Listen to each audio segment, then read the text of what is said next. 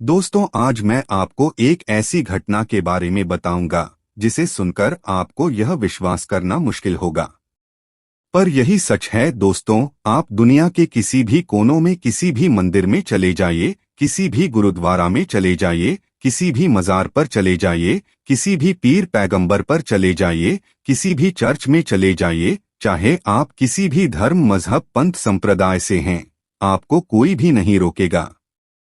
लेकिन एक ऐसी जगह है कि यदि आप सनातन धर्म को मानने वाले हैं और हिंदू हैं, तो आप वहां किसी भी कीमत पर नहीं जा सकते। आखिर क्यों?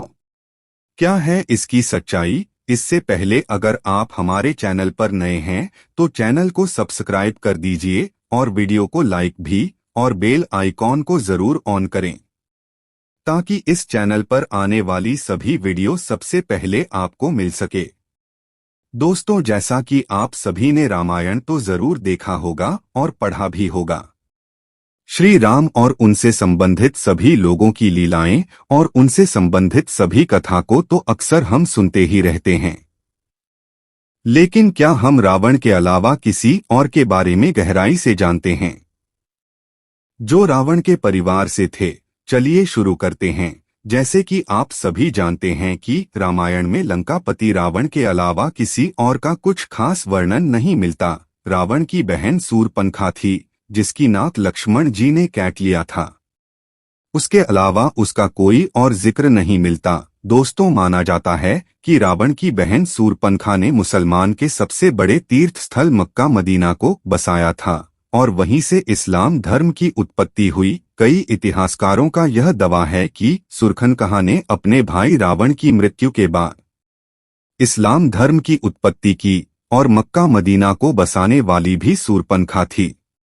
कुछ इतिहासकारों के मुताबिक तो ये भी बताया जाता है कि आज इस दुनिया में मौजूद सभी मुसलमान शूरपणखा के ही वंश है। दोस्तों, भले ही है यह सारी बातें आपको एक कहानी की तरह लग रही हो, लेकिन आज के इस वीडियो में हम आपके सामने शूरपणखा के कुछ ऐसे रहस्य से पर्दा उठाने वाले हैं जिन्हें जन के बाद आप भी दंग रह जाएंगे। दोस्तों, रामायण के अनुसार हमें यह बताया जाता है कि जब रावण ने माता सीता का हरण किया था तो भगवान श्री राम ने माता सीता को आजाद करने के लिए रावण सहित तो उसके पूरे वंश का नाश कर दिया था। लेकिन सभी राक्षसों में रावण का छोटा भाई विभीषण हमेशा धर्म के रास्ते पर चला था और विभीषण ने इसी तरह धर्म का साथ देते हुए अपने भाई रावण के बजाय प्रभु श्री राम की सी को चुना। इसके बाद जब प्रभु श्री राम ने रावण का वध करके माता सीता को आजाद कराया था तो उन्होंने लंका का सर राजपथ और जिम्मेदारी और विभीषण को सौंप दी थी। लेकिन उसके बाद शूरपणखा कहाँ गई और आखिर उसका क्या हुआ था, इस बात का जिक्र हमें रामायण के किसी भी पन्ने पर नहीं मिलता है। दोस्तों, जब शूरपणखा भगवान श्री राम से आकर्षित होकर उनसे विवाह करने का प्रस्ताव लेकर आई है तो भगवान श्री राम शूरपणखा से विवाह करने के लिए उसे साफ साफ माना कर देते हैं, क्योंकि भगवान सीता से विवाह कर चुके थे। इसके बाद भगवान श्री राम अपने छोटे भाई लक्ष्मण जी की तरफ इशारा करते हुए शूरपणखा से कहते हैं कि अगर आप चाहे तो मेरे छोटे भाई लक्ष्मण से विवाह करने के लिए पूछ सकती हैं।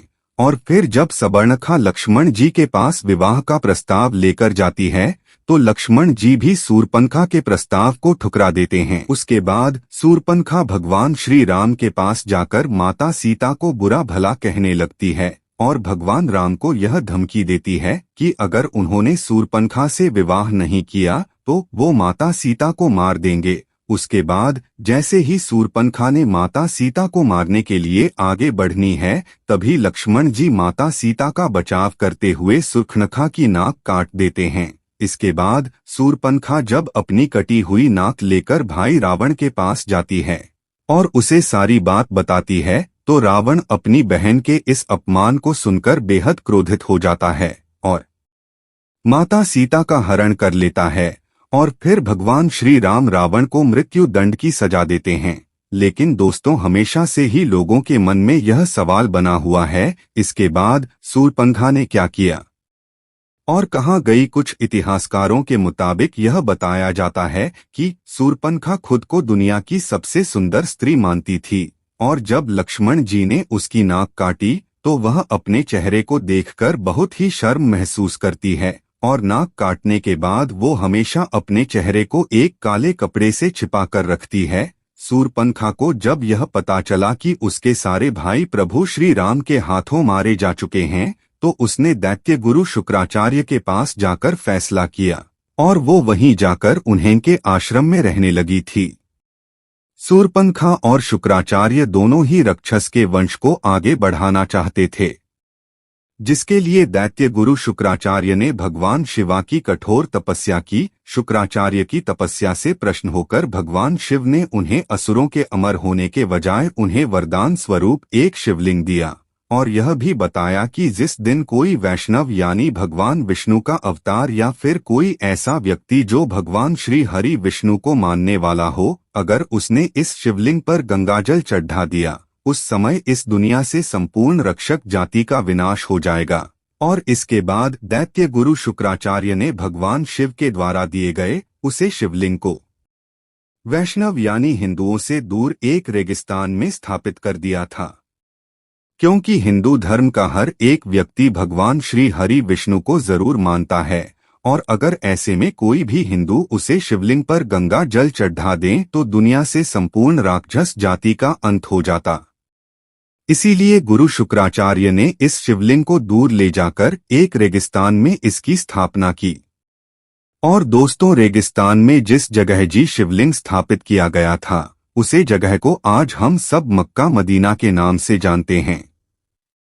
भले ही ये सारी बातें सुनने के बाद आपको यकीन ना हो, लेकिन आपने कई विवाद बयानों में ये तो जरूर सुना होगा। यहाँ पर मक्केश्वर महादेव का एक मंदिर हुआ करता था जहाँ भगवान शिव का एक शिवलिंग स्थापित किया गया था। ये वही शिवलिंग है जिसे भगवान शिव ने दैत्य के गुरु शुक्राचार्य को दिया था और इस शिवलिंग को दैत्य गुरु शुक्राचार्य ने वैष्णव से छुपाने के लिए भारत से दूर सऊदी अरब के मक्का में स्थापित कर दिया था। शुक्राचार्य ने इस शिवलिंग को सऊदी अरब में इसीलिए स्थापित किया था क्योंकि उन्हें ऐसा लगता था कि ये बात कभी किसी वैष्णव को पता नहीं चलेगी और इससे राक्षसों का वंश भी सुरक्षित रहकर आगे बढ़ता जाएगा। आपको बता दें कि दैत्य के गुरु शुक्राचार्य ने इस शिवलिंग की सुरक्षा का काम शूर्पणखा को सौंप दिया था। उसे हर सपना का हमेशा ही अपने चेहरे को कपड़े से ढक कर रखा करती थी और फिर शूर्पणखा ने अपने वंश को आगे बढ़ाने के लिए कई बच्चों को जन्म दिया, जिसके बाद वही बच्चे आज शूर्पणखा के इस परंपरा को निभाते आ रहे हैं। हम बात कर रहे हैं मुसलमान की, क्योंकि आपने जब भी मुसलमान महिलाओं को देखा होगा तो यह गौर किया होगा कि वह हमेशा ही अपने चेहरे को ढककर रखती हैं और इसके लिए वह बुर्खा पहनती हैं।